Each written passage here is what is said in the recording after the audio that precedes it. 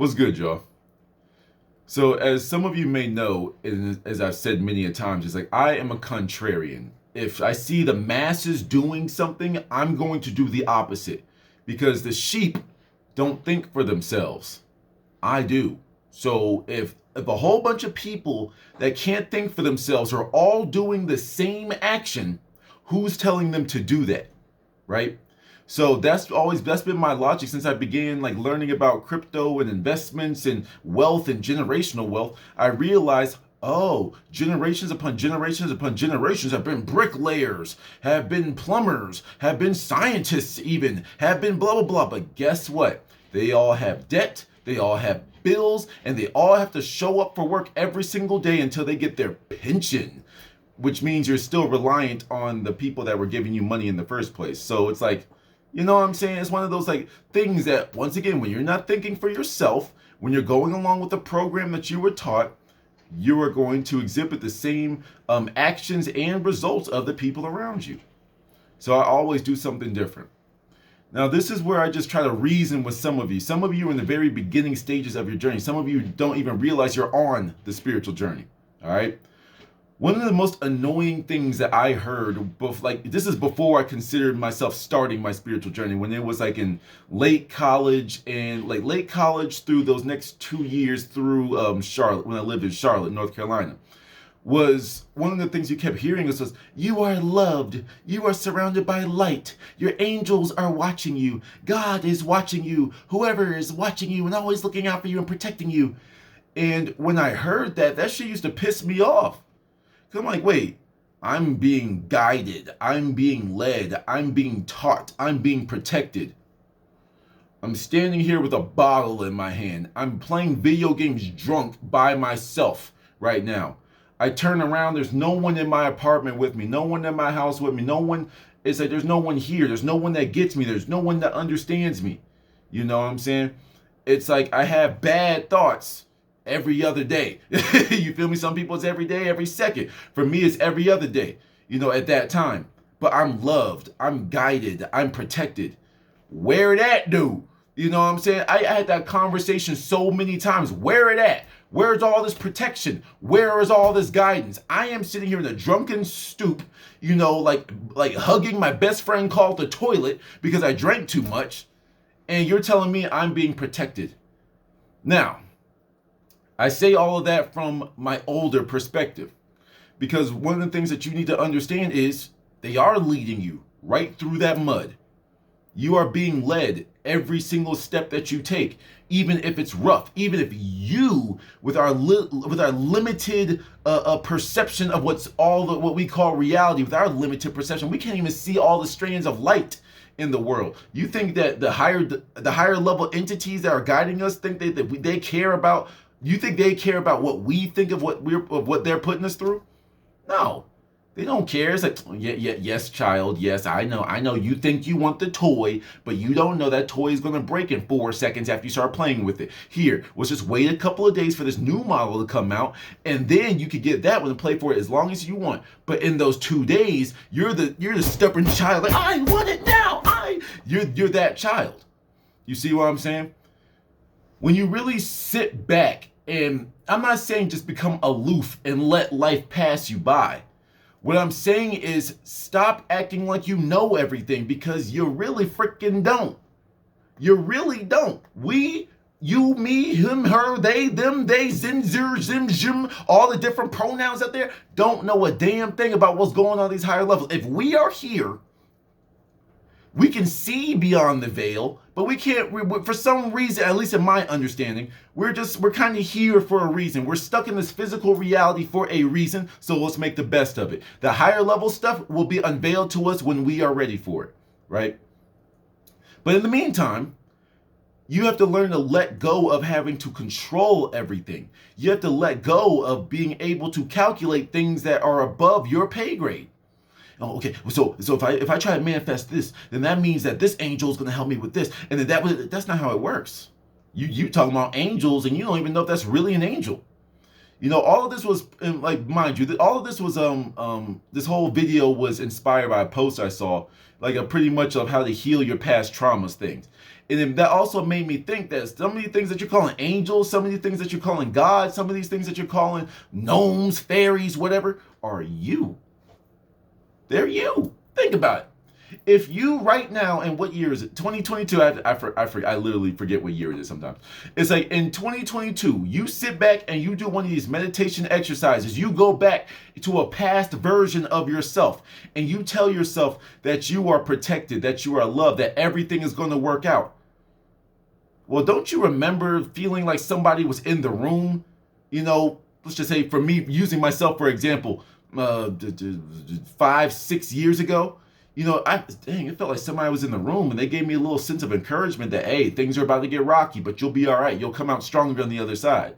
I've had that feeling before.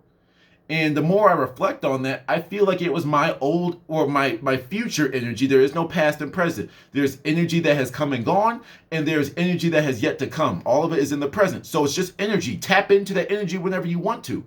But some of y'all have been tapping into this energy without knowing what it was. That was an angel. That was God. That was a spirit. No, that could have been you. You see what I'm saying? If you right now think back to yourself, put yourself back in the place to have a conversation with yourself when you were at your lowest point. Don't you remember how many conversations that you were having? Don't you remember how blocked and confused you were wherever that lowest point was for you? And it's like, don't you think that there was a version of some type of higher level energy around you at that point? Maybe, maybe not. But you were so clouded in that turbulence that you wouldn't have been able to know it if it was standing right there in front of you. You feel me? Patience is required on this journey. Patience and shedding of the ego. People definitely say like, oh, you have to kill the ego, destroy the ego. Yeah, that's where I disagree. It's like you were born into this existence for some type of reason. I'm going to enjoy everything that comes with me being me. If I'm a smartass some days, then I'm going to enjoy being a smartass. If I'm very cocky and confident, walking with my chest up like, yo, nobody can mess with me, I'm going to enjoy that energy for the day. But there's other days where I'm quiet, I'm a little bit more shy, a little bit more reserved, and I'm going to enjoy that as well, because that means the energy around me is not conducive for me to speak. It's for me to sit and listen. When you start to enjoy all of the emotions, the full range of emotions, you start to notice something. For example, when you start to enjoy the act of thinking, of pondering or something. That's me all the time. I'm like, yo, I just want to think. There's times I go for like a 10-minute car drive, just come back, circle back into my parking lot and just sit in my car and just talk to myself. Weekends, weeknights, whatever. Sometimes I just go sit in my car and talk. I can do the same thing here, but there's just something about the car. I like driving. You know what I'm saying? I like driving and talking to myself. It's fun to me. I have literally began to enjoy the conversation that I have with myself. Also, too, I enjoy, because once again, I have a full range of emotions. I enjoy anger. I enjoy pessimism. I enjoy it. Now, I'm not saying I bask in it and I live in it. You know what I'm saying? But if I feel anger about something, yo, what the fuck, man? Come on. And I'm like, God. I'm like, you know what? All right, all that energy, all that same energy I use into a punch, into the physical, the slowest version of materializing things in this world, all that energy that I put into that punch, all that energy I put into tightening my muscles and raging and yelling, I'm going to put that same energy to make sure whatever that pissed me off doesn't happen anymore. You see what I'm saying? Once again, I have to catch myself with this all the time. I'm just telling y'all what I do in my own world, So right now, a lot of you are feeling a bunch of anger, a lot of sorrow even, a lot of negative thoughts that we in the spiritual community say, that's lower vibration. Don't mess with that. Don't touch it, or the demons are going to get to you. And you have to get the sage and the Palo Santo, the rhythm. Okay, yeah, sure, maybe. For some of you, right? But there's some people that hear that and that doesn't apply to you. You'd be like, no, there ain't no demons on me. I'm just not in a really good place right now. All you have to do, switch it. If you are feeling angry, like I just said, if you're feeling angry about something, turn that energy and go hit a punching bag. Use that same energy to build up and go learn the traits that you clearly didn't have before that game that you played, before that sporting event, before that debate team club meeting game. I don't know what the debate team competition. There we go. Call everything competition. Or if you missed out on a job opportunity, or if you were on the interview and they asked you a question that stumped you in front of everybody. Okay, that same anger, that same disappointment that you felt, enjoy that. But just like how some things, for me, for example, when it comes to certain things that I do in my life, I do it for a short period of time because it feels good. Like, me with the dating apps, I feel that to be a game, like Monopoly. And I used to, like back in the days before I had confidence and I loved myself and I didn't care about external validation, it was one of those things like, how do I get better at this? I have a video that says dating apps are just games. You just have to get better at them. So y'all can sit here, and I'm gonna just focus more on the men because I know more men watch my videos. You can keep sitting here and looking at all the negative traits of the women that you see on these dating apps. But you have to understand some women that need dating apps. They need dating apps. There's a reason for that. There's women that walk the streets and have men throwing all their phones at them like, yo, here's my number, take it. And there's some women that need a dating app. We're all in the same game. So stop acting like you're better than anybody, male or female. Just get better at the game. I'm tired of being ghosted. Okay. Well, if you're tired of being ghosted, there's a reason why you keep getting ghosted, is there not? So, the fact that you care, the fact that you're showing some type of frustration, the fact that you're showing even worry about things, I say it's good for a brief moment. A brief moment. But then you're like, wait. If I sit here, that's when the bad stuff starts to happen. But if I just feel my emotions and say, why did I feel like this? And go in the opposite direction, then it's like that's what all these negative emotions are. They're just markers. They're just markers for you. You pissed off? Why? See, a lot of you get mad and you want to go punch something. Why?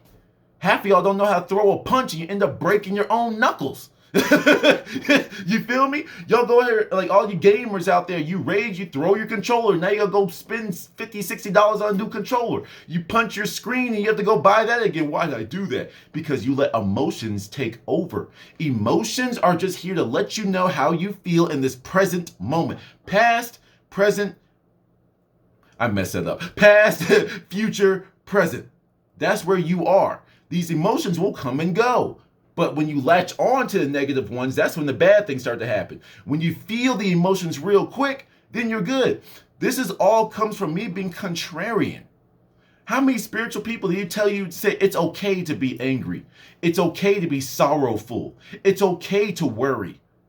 All I do is add a little caveat for a brief moment. All right. A lot of people, they always tell you like there's this one route in the spiritual game. How many spiritual people, like let's like, you walk into a church and I say, yeah, I have a demon that lives in my head. They're going to look at me and say, oh, may God get that out of you, blah, blah, blah, blah. It's like, no, I kind of like him. He likes demons. Oh, he's one of Satan. Okay, cool, whatever. See, I don't want to bash on the Christians too much. I'm done doing that. But like in the spiritual group, in the spiritual community, hey, yo, I'm cool with some demons. Some people are gonna be, oh, that's cool, and some people go, oh my God, no, the light protects me in a heavenly feathery veil. The light protects me, and I'm just looking at you like, bro, fuck your light. You see what I'm saying? Because I'm living my own journey, and sometimes I see people doing like I am judgmental from time to time. I see people doing stuff in the spiritual community that I'm just like, hey, you got it. That looks weird as shit to me. And I don't feel like doing that. But if it works for you, then go for it. But like I said, when people be doing all this type of stuff, like I be seeing people that just learn breath work and it's the cutest thing. You know what I'm saying? It's like, don't get me wrong. I myself am a novice. I'm one of those haters that can't do it, but I'm judging all the NBA players on the court that missed a shot. That's how I am with certain things. I'm very aware of this. But like I be seeing people like, oh, I need to breathe real quick. And I'm like, just breathe. What is all this? I mean, if it works for you, hey, if the trees start stirring around you when you do it, hey, say less, show me what you know. But in the meantime, you look weird. Let me know when you get past the baby steps. Let me know when you get past the basic levels of stuff. And I'm not saying I'm an expert. I'm just saying when you can get to a point that you can teach me stuff, how to make the trees start talking to me when then it is what it is. I guess this video is just a random reminder to just always do what works for you. Let's just say for me, for example, it's like I'm not scared to get into the dark arts. It's like I'm not scared to poke my head in the room where they said don't. There's the left-hand path, the right-hand path, the middle path, the light path, the dark path, the middle path. Let's just say, for example, you want world domination and you have to destroy everyone in your path to get to that point. Do I have a coin? All right, so we'll use it like this. It's like I always use a circle, but if I give you like an actual coin, right? It's like you started from the bottom and you went this way to the top to world domination. The other way of going at the same point, you go to world domination by bringing people together and being their leader as you not control, but as you bring together a bunch of like-minded individuals for the betterment of the society, and you just happen to be the leader. You didn't have to kill anyone. You just went the other way. You see what I'm saying? A lot of people in the spiritual path feel like they still come from a place where when you had your awakening, you still believe in dark equals evil. No, it's not. If you're a ninja, isn't the darkness very good for you? Don't you move around in the darkness and you get to your target in the dark? So the dark isn't bad at all. It's good for whoever needs it at that time. Like the light is terrible for the ninja. The ninja operates in the darkness. You turn the light on, he's exposed. So then the light is bad for him, right? But then it's like some of y'all need to go read The Art of War. All right, what's it, like Sun Tzu or something like that? It's like, go read The Art of War. It's like, I read through it a long time ago, and a lot of it's just my baseline information. But like, if I wanted to distract the ninja, sometimes you can use people's own weakness against them, or like use their own strengths as their weaknesses, whatever. Y'all know what I'm trying to say. The thing that they're good at, use it against them. Oh, you think you're in your domain? Well, I'm gonna go set up a light over here. And you be, oh, I have to avoid that. Meanwhile, it's like I've switched my role. I'm usually the light person, but I've entered the dark. It helps you stay unpredictable. A lot of people, I said this in a video back in the day. Everyone's it's all about the light, peace, love, light, namaste. Okay, cool. But light means good for some people, right? So who has more light here? I've used this example before. It was all thinking about the Lion King with Mufasa and Simba on the cliff edge, right? It said, now let's just do the same thing. You are my friend. You are my friend, right? And you're hanging off the cliff. And as I'm running to you, I'm having a whole little premonition in my head that says, if I let you die, 6 million people live for some reason, for some butterfly effect type of situation. If you die right now, 6 million people will live. Somehow, some way, your death is going to trigger some stuff. And if I let you die, now I'm losing my friend, and you're going to think I betrayed you. But it's like, but 6 million people though. But 6 million. Who's had more light, right? More good, right? I let my best friend fall off a cliff for 6 million. So wouldn't some people call that dark? Wouldn't some people say that's heinous? You see what I'm saying? So you have to remind yourself, this whole journey is yours to walk. My thing is, my only warning to you is like the light seems a little bit safer, but there's pros and cons to each route. The pros of the light is you're pretty much going to be physically safe all the time. But the thing is, it's like that phrase comes into mind that you're so high and mighty that you're no earthly good. Hey, help me, bro, help me, bro.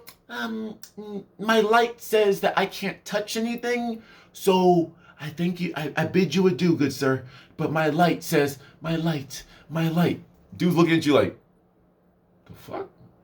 Yo, whose man's is this? My light. Like, you know what I'm saying?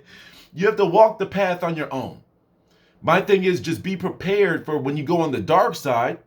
You have to, like, pretty much whenever you operate from a different energy, let's just say you operate more from the dark and you need to do a little bit of light work, do a little bit of shadow work. You need to be prepared for the things, the rules and regulations that come with that world.